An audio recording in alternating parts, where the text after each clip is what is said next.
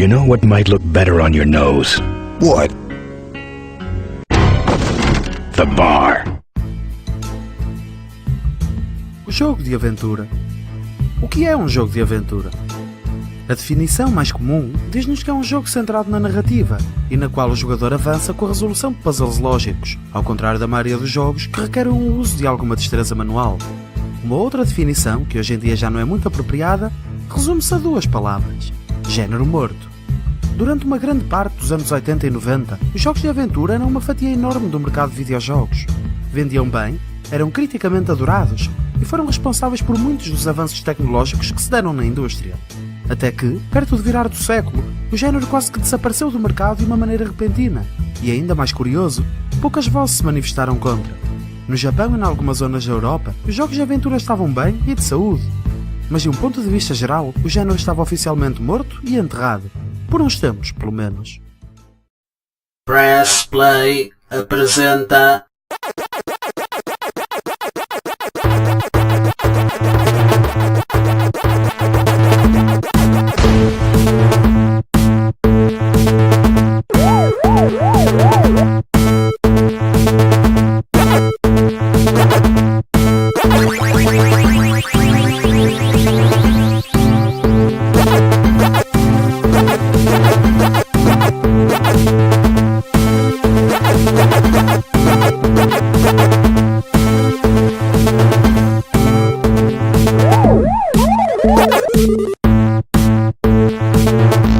Dissertações Digitais.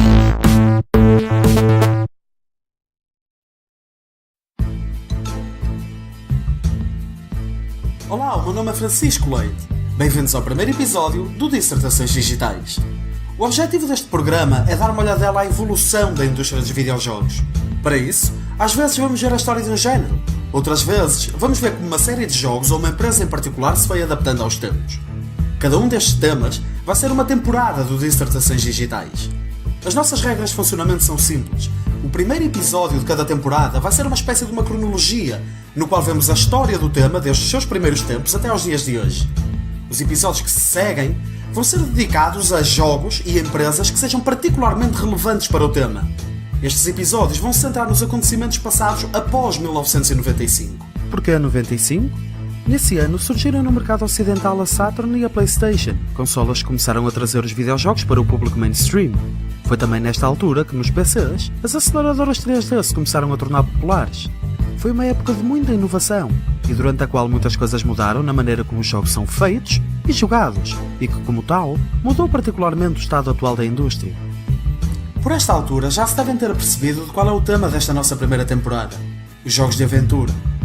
Mesmo com o sucesso que alguns jogos de aventura têm tido recentemente, é muito difícil acreditar no imensamente popular que este género já foi. Segundo a lista de aventuras gráficas na Wikipédia, foram lançados para o mercado 29 aventuras gráficas em 1995. 5 anos depois, em 2000, só estão listados 5 títulos. Destes 5, 2 são remakes do mesmo jogo, 2 nunca foram lançados e o último foi um fracasso de vendas, apesar de bem recebido criticamente. O que é que aconteceu? Como é que um género tão popular conseguiu desaparecer da noite para o dia? Terá sido uma conspiração? Uma conspiração por parte de um lunático com planos de conquista global? Planos de conquista global que só podiam ser parados por um exército treinado para usar objetos aparentemente inúteis para resolver problemas aparentemente sem solução? Talvez. Mas para saber o que aconteceu, vamos dar uma olhadela ao passado e ver como começaram os jogos de aventura. O primeiro passo na longa história do género foi dado por um jogo chamado Colossal Cave Adventure, também conhecido apropriadamente só por Adventure, desenvolvido para um computador mainframe chamado PDP-10. Lançado em 1976, o Colossal Cave Adventure foi criado por um programador chamado Will Crowther. Após um divórcio que o tinha afastado das filhas, Crowther decidiu criar um jogo que achava que elas iriam apreciar. Para criar o primeiro jogo de aventura, foi buscar inspiração às suas experiências como jogador Dungeons & Dragons e explorador de cavernas. O jogo foi passando de mão em mão através da ARPANET, a predecessora da internet dos nossos dias. Outros programadores melhoraram, expandiram e converteram o jogo para muitas outras plataformas. Mas, mais importante do que isso, o Colossal Cave Adventure mostrou que havia um mercado para jogos deste género e inspirou a criação de duas empresas, a Adventure International e a Infocom. Destas duas, a Infocom é a mais bem lembrada, principalmente pela sua obra-prima, Zork. Devido às limitações dos computadores da altura, Zork foi lançado como uma trilogia, que é hoje bem lembrada pela sua história e sentido de humor, e, claro, pelos grus, predadores monstruosos que se escondiam na escuridão para saciar o seu apetite com a carne de aventureiros incautos. Como o próprio jogo avisava, está escuro como o breu. É provável que vá ser comido por um gru. Eventualmente, o Colossal Cave Adventure foi parar às mãos de uma pessoa que achou que tinha uma ideia melhor, Roberta Williams. Até 1980, os jogos de aventura eram apenas texto. O jogo descrevia ao jogador o que a personagem via e o jogador escrevia as ações que queria tomar. Roberta achou que adicionar imagens à equação ia criar uma experiência mais rica. O marido de Roberta, Ken Williams, trabalhava como programador. Roberta apresentou-lhe a sua ideia e conseguiu convencê-lo a arriscar uma entrada na indústria dos videojogos.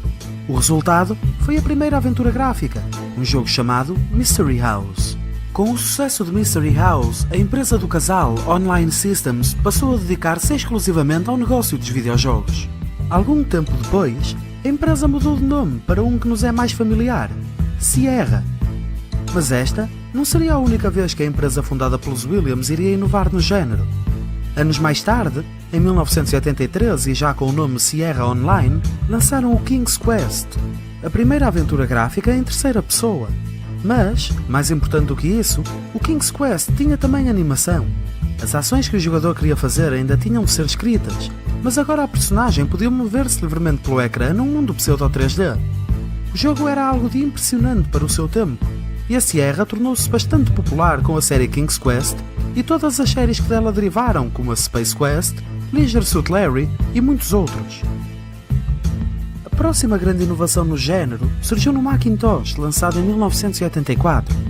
A Apple já tinha introduzido o rato inventado por Douglas Engelbart num computador lançado em 83, chamado Apple Lisa, mas foi o primeiro Mac que popularizou o periférico. Foi também em 1984 que foi então lançado para o Macintosh o primeiro jogo point and click, Enchanted Scepters, da Silicon Beach Software. O jogo não teve grande sucesso e é ligeiramente obscuro, mas pouco depois, em 1985, surgiu Deja Vu, o primeiro título da série Mac Ventures. Bem recebido criticamente e comercialmente, e com portes para o PC e a NES, o Deja Vu trouxe uma quantidade considerável de popularidade ao género. Mesmo com todas estas inovações, a Sierra continuava a dominar o mercado das aventuras com facilidade. Mas, em 1987, um jogo lançado por uma empresa com 5 anos veio abanar o status quo. O nome da empresa? Lucasfilm Games. Viemos mais tarde a conhecê-la simplesmente como LucasArts. Maniac Mansion foi desenvolvido por Ron Gilbert e Gary Winnick e é o pai de muitas das convenções que ainda hoje fazem parte do nosso conceito de um jogo de aventura. Enquanto na maioria das aventuras existentes, o jogador podia morrer com facilidade ou ficar preso no jogo caso se esquecesse de pegar num objeto imprescindível, estes acontecimentos foram vistos como apenas frustrantes durante o desenvolvimento do Maniac Mansion e evitados ao máximo. Era possível morrer durante o jogo, mas quase só em situações em que o jogador o fizesse de propósito. Infelizmente, o facto de só haver um tester na LucasArts na altura fez com que algumas destas situações frustrantes ficassem no jogo. Estas ideias de evitar a morte do jogador só ficaram escritas na pedra 3 anos mais tarde, com o lançamento de Loom, uma aventura gráfica num mundo de fantasia na qual o jogador usava magia baseada em música para resolver os enigmas que lhe eram apresentados. Durante o desenvolvimento de Maniac Mansion, Ron Gilbert decidiu também que o jogo deveria por vezes retirar o controle ao jogador e mostrar-lhe o que se estava a passar noutras zonas da mansão. Esta ideia não era propriamente nova, mas novo foi o nome que Gilbert lhes deu, Cutscenes, nome que pegou até aos dias de hoje. Apesar das suas falhas, o Maniac Mansion foi um sucesso gigantesco. Teve portes para uma grande parte das plataformas disponíveis na altura e é hoje visto como uma das aventuras gráficas mais importantes de sempre.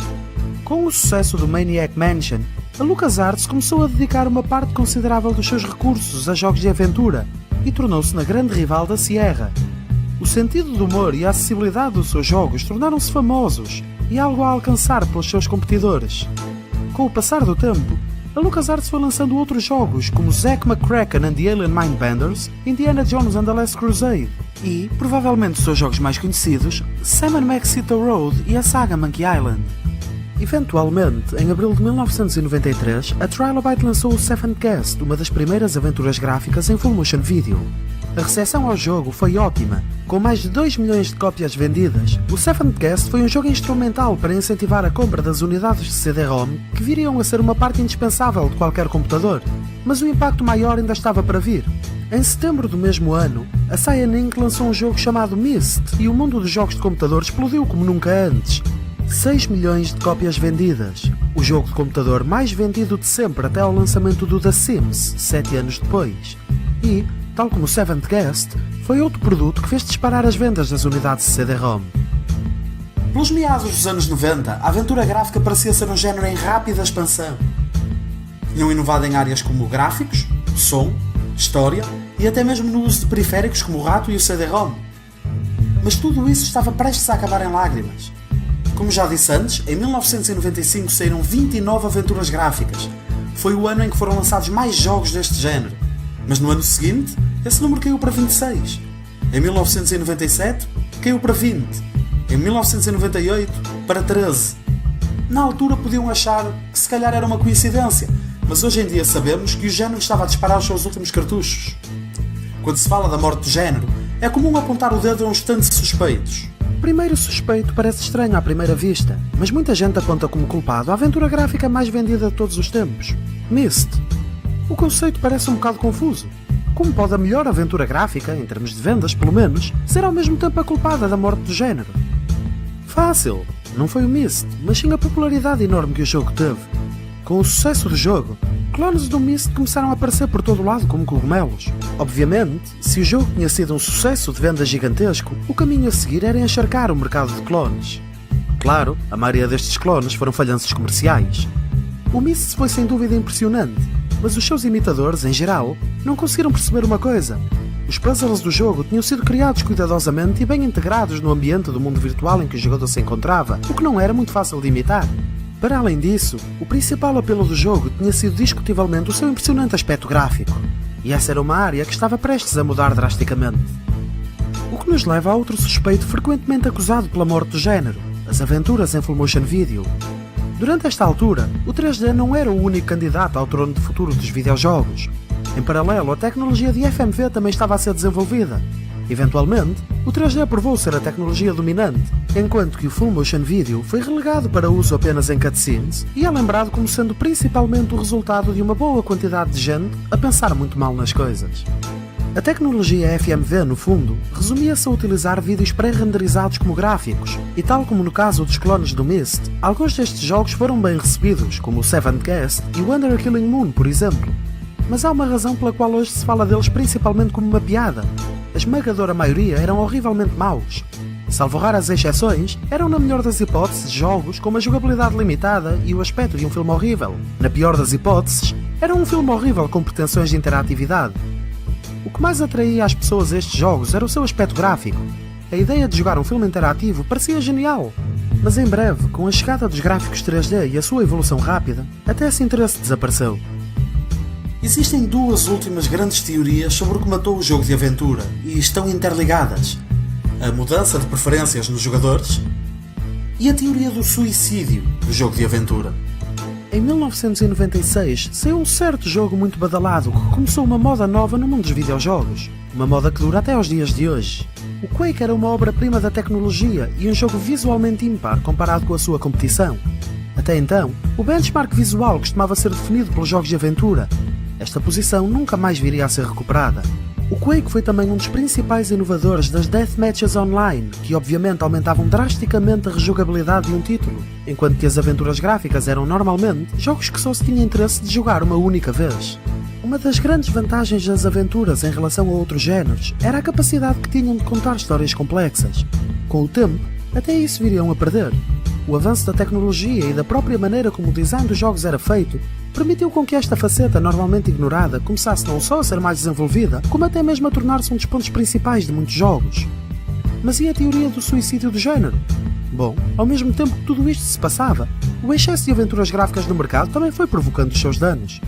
Neste período de tanta evolução, o género teimava em manter-se fiel à sua própria fórmula gasta, e pior ainda, os jogadores começaram a perceber-se um problema no mínimo irritante. alguns dos puzzles abusavam da sua falta de lógica. Um dos bons exemplos encontra-se no Phantasmagoria 2. A carteira da personagem principal está debaixo do sofá. A resposta óbvia deveria ser desviar o sofá, certo? Na verdade, para recuperar a carteira, o jogador tem de ir buscar o rato de estimação da personagem, colocá-lo debaixo do sofá e suborná-lo com uma barra de granola para ele nos devolver a carteira. E isto num jogo supostamente sério e adulto. Por todas estas razões, o género foi definhando lentamente ao longo da segunda metade dos anos 90, e quando damos por ela, já tinha praticamente desaparecido do mercado. Pelo ano 2000, até mesmo a Grande Sierra já era pouco mais do que uma amostra de si mesmo, devido a um conjunto de vendas e de reestruturações internas. Nesse mesmo ano, a LucasArts lançou a sua última aventura gráfica, Escape from Monkey Island. Alguns anos depois, foram canceladas as sequelas de Full Throttle e Sam & Max, e a empresa fechou oficialmente o seu ramo de aventuras gráficas. O jogo de aventura parecia estar morto de vez. Apesar do género estar aparentemente morto, uma coisa era certa: os fãs não tinham desaparecido e os developers também não. O jogo de aventura estava mais desaparecido em combate, e quem se esforçasse para o encontrar, conseguia, se bem que nem sempre na forma a que estava habituado. As várias peças que faziam parte do género encontravam-se agora noutros tipos de jogos. Puzzles lógicos, árvores de diálogo e o aspecto cinematográfico que eram tão próprios de jogo de aventura eram cada vez mais comuns noutros géneros. Mas não era bem a mesma coisa. Estes jogos tinham sem dúvida alguns dos elementos da aventura gráfica, mas não eram o que os fãs queriam. A ideia não era jogar um RPG ou um jogo de ação que os relembrasse do que eram para eles os tempos áureos. O que eles queriam era uma boa aventura gráfica. E por vezes lá aparecia uma no meio do deserto, que era o mercado. Eram raras, mas durante estes tempos também surgiu uma alternativa que permitia matar saudades. Com a falta de aventuras, muitos fãs do género decidiram pôr mãos à obra. Se o mercado não estava disposto a dar-lhes o que queriam, por que não criar o que queriam? Aventuras freeware começaram a surgir online e muitas conseguiram mesmo atrair uma quantidade considerável de atenção. E se havia gente disposta a dar-lhes atenção, talvez isso fosse sinal de que também havia muita gente disposta a pagar por elas. Se calhar, havia no mercado lugar para pelo menos uma empresa que se dedicasse ao género, não? Em 2005, a Telltale Games foi fundada por ex-funcionários da LucasArts. Vista por muitos como uma das maiores responsáveis pela renascença do jogo de aventura, a Telltale conseguiu atingir o sucesso ao aplicar o conceito de jogos episódicos à aventura gráfica. Os jogos da empresa trouxeram nova atenção ao género e provaram que ainda era válido nos dias de hoje. O jogo de aventura tinha conseguido arrastar-se para fora do túmulo, mas o que veio a seguir foi sem dúvida inesperado. O Kickstarter é um site através do qual utilizadores podem apresentar projetos que precisam de financiamento. E quem os financia? Os outros utilizadores, claro. E já que os jogadores queriam novas aventuras gráficas, mas as grandes editoras não as queriam financiar, por que não pedir-lhes o dinheiro diretamente? Foi com esta ideia em mente que em 2012, Tim Schafer, um outro ex-designer da LucasArts, propôs aos fãs que financiassem um novo jogo de aventura via Kickstarter. O nome original do projeto era Double Fine Adventure, agora conhecido como Broken Age. O valor pedido foi de $400 mil. O valor final oferecido ao projeto foi de $3.4 mil. Estava provado que o Kickstarter era uma alternativa para os jogos de nicho que não conseguiam o apoio de uma editora. Pouco depois, outras aventuras como Leisure Suit Larry e Tex Murphy foram também financiadas com sucesso via Kickstarter. E assim, tão repentinamente como tinham desaparecido, os jogos de aventura voltaram a estar na atenção do público. E é esta a história muito resumida de um género que esteve no topo, se desparramou com uma queda alucinante e está hoje em dia a levantar-se lentamente. Juntem-se a mim nos próximos episódios, durante os quais vamos ver alguns dos jogos e empresas que estiveram envolvidas nisto tudo em maior detalhe. Caso tenham gostado e nos estejam a ver online, têm na descrição links para as páginas do canal e do programa, onde gostaríamos de vos receber. Para além disso, tenham lá também informações de contacto para onde podem enviar qualquer crítica ou comentário que tenham a fazer. Deixo-vos então com uma pista para o assunto do nosso próximo episódio. Até à próxima e muito obrigado por verem. Eu vi coisas em que vocês nunca iriam acreditar. Naves de ataque em chamas na orla de Orion. Vi raios C a brilhar na escuridão junto do portão de Tannhauser. Todos esses momentos vão se perder no tempo, como lágrimas à chuva. Está na hora de